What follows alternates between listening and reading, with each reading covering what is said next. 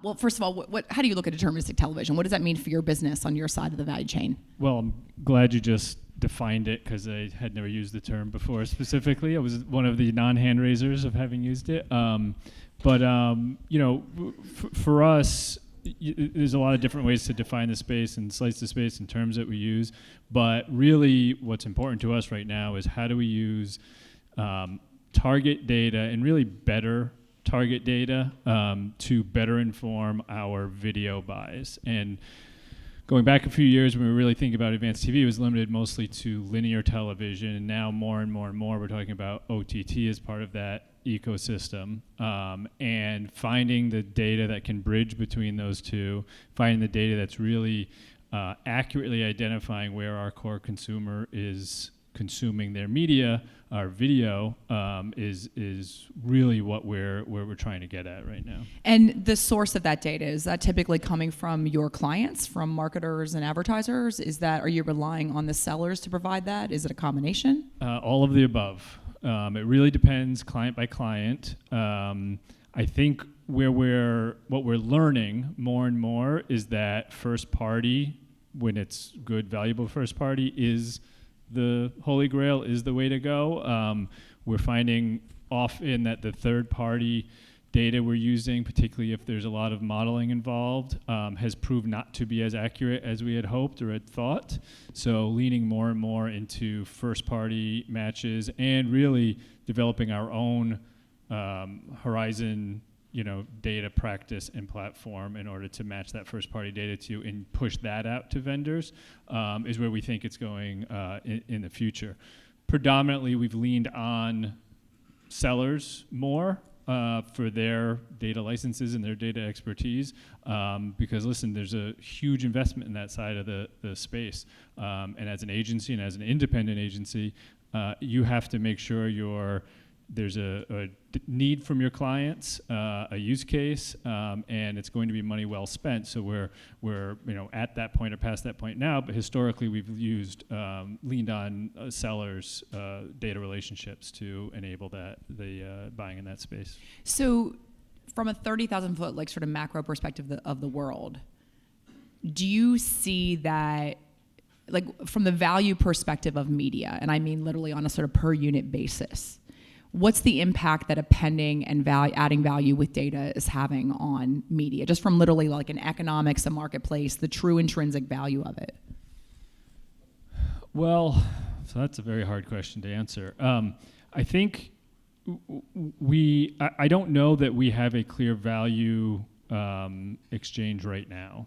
I think we believe that there is value, and when we get this space figured out in a better, clearer, more useful way, we'll see that value. What we often run into now is where we think there is some value, there's also cost on the seller side associated with using the data, buying in that way, and a lot of times those premiums offset or kind of cancel out the value that we think we're bringing with additional targeting. So there's the cost of the data, there's the cost of the media, and what we are finding from time to time is that we're not, the value we're bringing is not exceeding the premiums that we're paying for media in this space.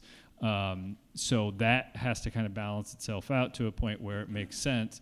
And that may be bringing the data to the table ourselves as an agency from investments we've made and also, costs to clients, so that we can utilize that data and make the media more efficient if we're not leaning on networks or sellers to provide that data. So it sounds hard, complicated. I'm sure there are a lot of Excel spreadsheets rolling around with your planners. So, what does that mean for your business, right? If actually serving your clients is getting harder, how do you share that burden with the rest of the value chain, right? Yeah, and almost take a step back. The one of the additional challenges at the agency is, we still are planning and buying the overwhelming majority of our video through traditional Nielsen metrics, and that planning journey from we have a budget, how do you divide that budget among different media types, and then once you get to video, how do you divide that up against the different media channels? That's all done on a more kind of traditional Nielsen basis. So where does this advanced data, intersect in that journey and actually impact our decisions? So that's kind of the first big challenge in the process. So we get a lot of assistance from sellers on the outside to help us with that data. But again, if it doesn't jive with our planning tools and our planning process, it's hard to integrate that in. So as that gets smoothed out and as agencies are better set up to plan traditional Nielsen planning along with the advanced data planning, and those two things merge, that's when we'll see more value.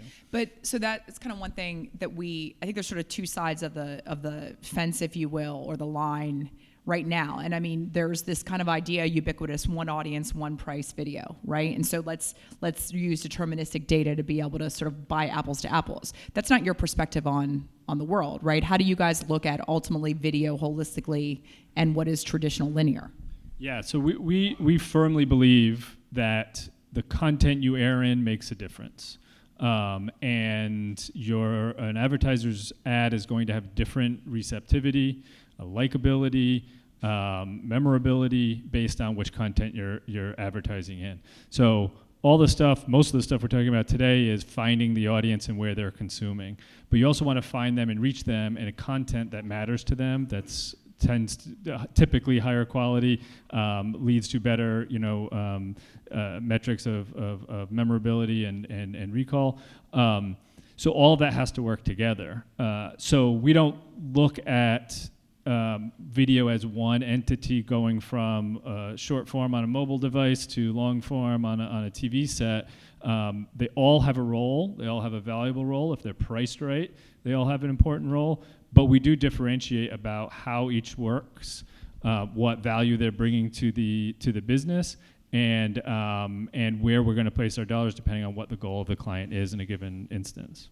So from an investment strategy perspective, I'm confident I will use this phrase a lot today. I'm going to beat it like a dead horse, but like the signal to noise ratio.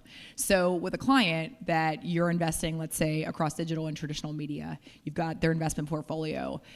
How do you tie it back to holistically you are moving the needle on their business, not just, you're activating this platform and you've got a more you've got a lower CPM year over year. Yep. Like, I mean, how do you change the conversation?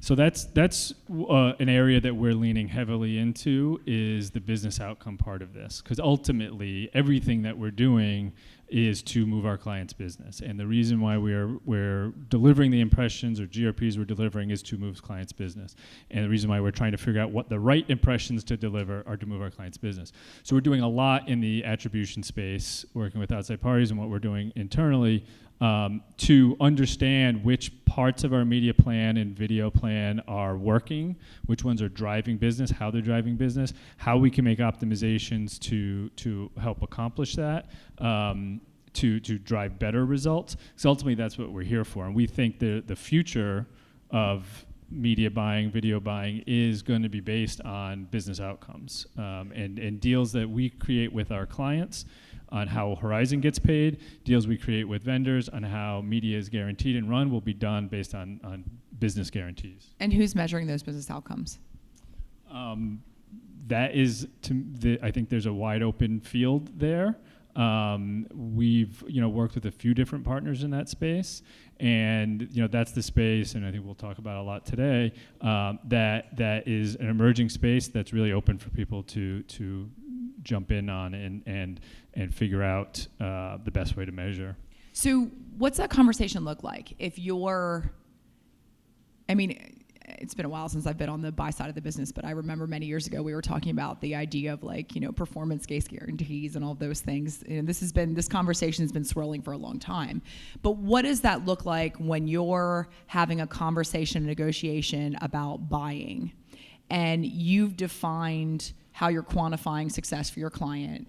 What's that conversation with a seller, especially like a tentpole seller? Yeah, and the conversations we're trying to have are with, traditional TV, linear TV sellers, which is, this is a concept that, has been foreign to linear TV. So it's been, one, very collaborative. It's a conversation where us, clients, and seller are coming to the table to try and understand, okay, what is the business KPI that's important? And what is a fair expectation of what a guarantee can be? We have a client whose business is web-based, and what's the difference between a website visit and a actual sign-up? And, well, the difference. One visit and if they convert. And the client, in my opinion, rightfully said, we can't expect the seller to convert. That's our job. Seller media's job is to get them to the site, so the KPI should be site visits, not conversions. We're still looking at conversions, we're measuring conversions, but the client is taking that responsibility on their own, as we got to do our job to convert them. So that's really a from the start collaborative conversation to understand, and the conversations we've had have been kind of longer term, 2-year deal type conversations, where year one is all about learning, understanding contribution to a client's business that a vendor or a network is making, and then year two potentially converting to guarantees on that. So as the media mix gets more, so this is an interesting sort of paradox that I've learned in my business. I had this realization probably about 3 months ago with a client, that taking an already complicated and complex problem and adding more complication to it doesn't make it easier. I think we all, like in the media industry, we struggle with that, but I mean, it's getting more complicated, but like what role does reach and frequency play? Because it's not going away, right? So how do you still, because it's still going to be an anchor and a tentpole in that media mix. How do you keep that relevance and meaningful? Because it's still going to warrant a significant amount of that spend. Yeah, and that's, I think, a fear or concern that I have is as we get more specific and more addressable in all media, do we lose that reach aspect, particularly in linear television. What linear television does well, even today with ratings that have declined, is reach massive amounts of people at one time with a 30-second commercial, and that reach is important. And going too far down the addressable road, we're missing segments of the population that might not be in our exact target or our perceived exact target, but are potential consumers. And one's either the top of the funnel still matters. Right, right. And whether that's someone that we don't think is our consumer but will still buy today, or the person who's not our consumer today but is going to be 5 years from now or 6 months from now or whenever. So there is still a role for that. The consumer might change that for us. If 10 years from now no one watches live TV and it's all on demand and all addressable, then it goes away on its own, whether we like it or not, which with the success of Disney Plus yesterday, maybe that's an inevitability at some point. But yeah, that's we still think a valuable role of linear TV, but it's something that is ever changing with how people are consuming. So just to sort of wrap, if you right now in a moment of time, would you suggest that you are pushing or pulling your clients to get them to embrace the idea of buying based on business outcomes? I hate to do the cop-out answer again of all of the above, but we have some clients where they want us to do more, and we're running as fast as we can to get them there. We have others where we're kind of in lockstep with, and we have some where we just bang our heads against the wall and really try time and time again to get them signed up for this type of thinking and buying, and they're comfortable with their traditional weekly GRPs, which for their business is okay as well. So it really, again, depends on the client. I'd say by and large, we're relatively in lockstep with a lot of our clients, but certainly there's some we'd love to be doing more, and others that are rushing so far out ahead of us, we're trying to keep up too. Awesome. Thank you for being a gracious host today. Thank you very much. Thanks for your time. Thank you.